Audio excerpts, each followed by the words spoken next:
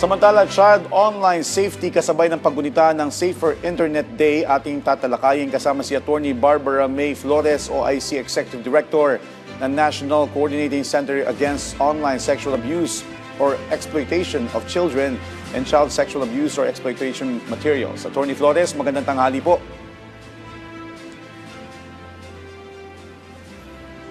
Attorney Flores? Magandang tanghali, Joss. Thank you for...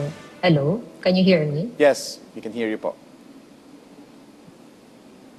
Magandang tanghali, Joss. Thank you for inviting us and magandang tanghali din sa lahat ng tagapakinig, no, ng Bagong Pilipinas ngayon. Yes. Attorney, kaugnay po nitong paggunita ng Safer Internet Days sa Pilipinas ngayon 2026, ano po yung pangunahing tema at yung purpose nitong kampanya laban sa online sexual abuse o exploitation of children at SISAEM ngayong taon? So, yung national theme namin for this year is ako, ikaw, tayo, konektado at protektado laban sa USAIC at SISAEM. So, ano ba yung gusto nating iparating sa buong madla, no? So, the internet is here to stay. Hindi na naman natin pwedeng tanggalin yung internet.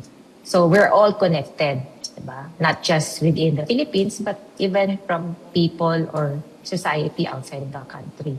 So, ang goal talaga natin is to make the internet safe, no, for everybody, especially for our children. So, kailangan protektahan natin ang ating mga kabataan laban sa mga kasamaan at laban sa mga natawag nating pitfalls, no, sa internet. Okay.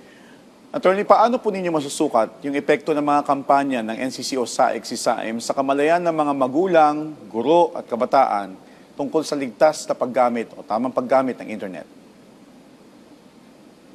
So, ang isang paraan na masusukat natin kung effective na ba yung mga kampanya natin laban sa USAIC at SISAEM is kung meron ba tayong increased reporting. So, currently, gumagawa kami may bala kami gumawa ng survey, no? Kung makita natin, meron bang nag-increase na yung reporting? Kasi nga may nakikita tayong research na sobrang daming biktima ng USAIC at SISAEM, pero based on the number of reports, medyo konti. No?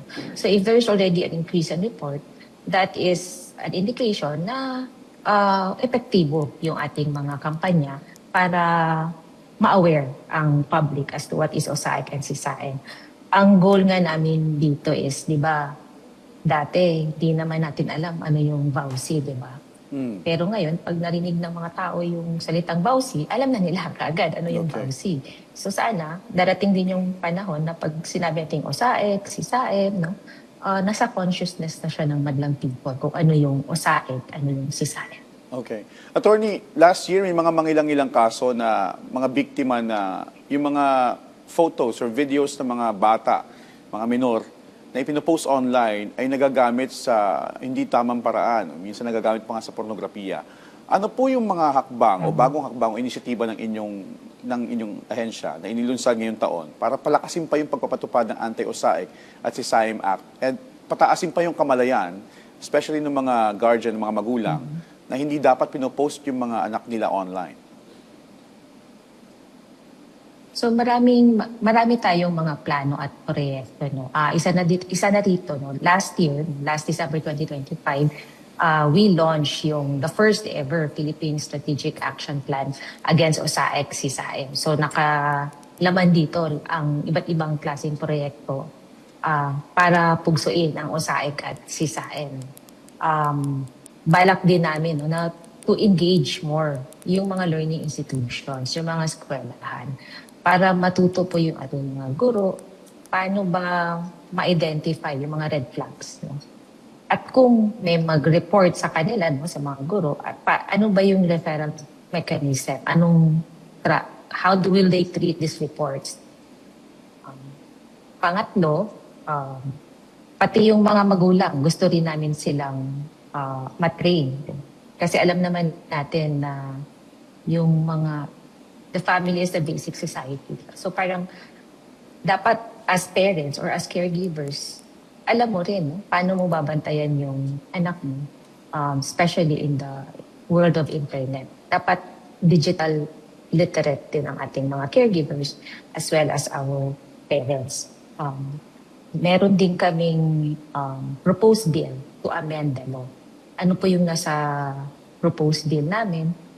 Magkaroon ng mas responsibilidad ang mga technology platforms, ng mga internet and online platforms, pati na ang financial sector, para maiwasan yung paggamit ng platform nila to facilitate OSAEC and CSAM. No? So halimbawa na lang, yung tinatawag natin age verification. Pag sinabi ng isang online platform na ang kanyang platform ay para lang sa mga nag-iedad 13 pataas, dapat meron silang technology sa platform nila na yung mga bata na below 12, hindi pwedeng makagawa ng account under their online platform. So, isa lang yun sa mga halimbawa na tinatawag namin mga safety by design na dapat ginagawa po ng mga tech sector. Okay. Attorney, dito naman tayo sa pagdiriwang ng Safer Internet Day ngayong taon. Paano po ninyo tinutugunan yung mga panganib na dulot ng mga teknolohiya, lalo na itong artificial intelligence o AI, sa pag-target o pagmanipula sa mga bata online? Kasi tama po kayo, mayroong mga age verification pero parang kulang yung screening nila, walang submission ng ID, basta fill up mo lang kung ilang taong ka na. So for the Safer Internet Day, meron kaming dalawang big activities. Yung isa is we partnered with DepEd. So we will be having this parang nationwide campaign for our learners to teach them about online safety. Not just sa exercise, but in general also about online safety. And then meron din kaming isang proyekto involving naman LGU officials and including barangay officials, no, para turuan din sila how to identify red flags and paano din sila mag-community awareness raising, no, in the respective barangays. Ito naman is in partnership with Stairway Foundation and DIFG. And right now, we also continue engaging po sa ating mga platforms, no, online platforms na may opisina dito sa Pilipinas. No. Inaalam natin ano ba yung mga safety features ninyo and ano pa ang dapat nilang gawin or pwede nilang gawin. And then yung mga comments or inputs na natatanggap namin sa kanila, ginagamit namin yun sa pag-draft ng ating proposed bill amending RA 11930 or the Anti-OSAIC and CSAIC Act. Okay. Speaking of your engagement with other platforms po, Attorney, paano po kayo nagkipag-ugnayan sa mga telecommunication providers at maging sa social media platforms para po matiyak yung implementasyon ng mga child safety protocols sa internet? So, we invite them for meetings, no? So, lagi kaming nagkakandak ng meetings with them, no? Like Meta, Roblox, pati yung mga ISPs, no? May mga platform naman po na nagtitipon-tipon kami para nga kausapin sila. Ano ba yung kaya nilang gawin? Ano yung dapat nilang gawin? No? So, that's how we engage with our tech platforms. Okay. Ano naman po yung mga karaniwang hamon sa pagre-report at pag-respond sa mga kaso ng OSAIC at CSAM at paano po ito ina-address ngayong taon? Ang pinaka-challenge talaga natin sa reporting is yung konti nagre-report. So, dapat talaga continuous yung awareness raising natin. No? Saan baka hindi nila alam saan mag-report or baka hindi nila alam na biktima na pala sila ng OSAIC at CSAM kaya hindi nila nire-report. No? So that's really one of our main challenge sa reporting. Another challenge is syempre yung iba ayaw mag-report talaga kasi siguro nahihiya, no? Dahil may stigma pa nga, no? Na ina-attach doon sa pagiging biktima ng OSAIC at CSAM. So again, that needs continuous awareness raising na hindi dapat tayo yung nahiya, hindi dapat yung biktima ang nahihiya, kundi yung mga perpetrators. Okay. So, yun po yung mga pinakamalaking challenges na natin sa reporting. Okay. Attorney, nabanggit mo nga na yung iba, biktima na pala, hindi pa nila alam. From your perspective po, ano po yung pinakamahalagang papel ng pamilya at paaralan sa pagpapanatili ng kaligtasan ng mga bata online? At paano po kayo umaagapay doon? So, ang role talaga ng family and also ng school is bantayan yung ating mga kabataan. No? And how do we effectively look over our children? So, unang-una, dapat tayo, mga magulang, tayo rin na mga guro, we should also train ourselves. No? Dapat may alam din tayo kahit konti sa teknolohiya. No? Para alam natin kung paano natin gawing ligtas ang teknolohiya para sa ating mga kabataan. No? So for example, yung mga device gadgets naman, may mga safety features siya. Diba? So dapat alam natin yun. Pangalawa, dapat open yung communication line between parents or the teachers and the children.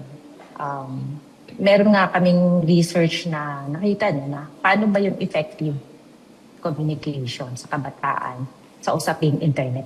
Kasi nasabi nga na hindi naman effective yung sasabihin mo lang, bawal mag-internet, huwag kang mag-internet. So there's a proper way to communicate with our children on the safe use of gadgets and internet. So isa din yan na pwede nating ituro sa ating mga magulang at sa ating mga guro.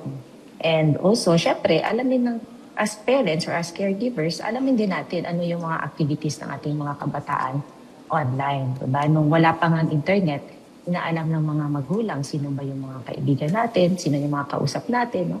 Saan tayo pumupunta. So similar in the online world, alamin natin sino yung kinakausap ng mga anak natin, no? Ano ba yung mga sites na binibisita nila. And lastly siguro, pag sobrang bata, no? Sabihin natin siguro less than 7 or huwag na muna nating hayaang maglaro sa gadget na nag-iisa. Or better yet, no? Huwag muna nating bigyan ng sarili nilang gadget. Okay. With that being said, mensahe nyo na lang po sa mga kabataan at mga magulang ngayon darating na Safer Internet Day upang mas maengganyo silang maging mapanuri sa paggamit ng digital platforms. Sa ating mga kabataan, no, alam naman natin na importante yung internet, no, sa ating pag-aaral, sa pagkakandak ng research, but ang mensahe lang natin is alamin natin paano natin poprotektahan yung sarili natin pag tayo ay online. No.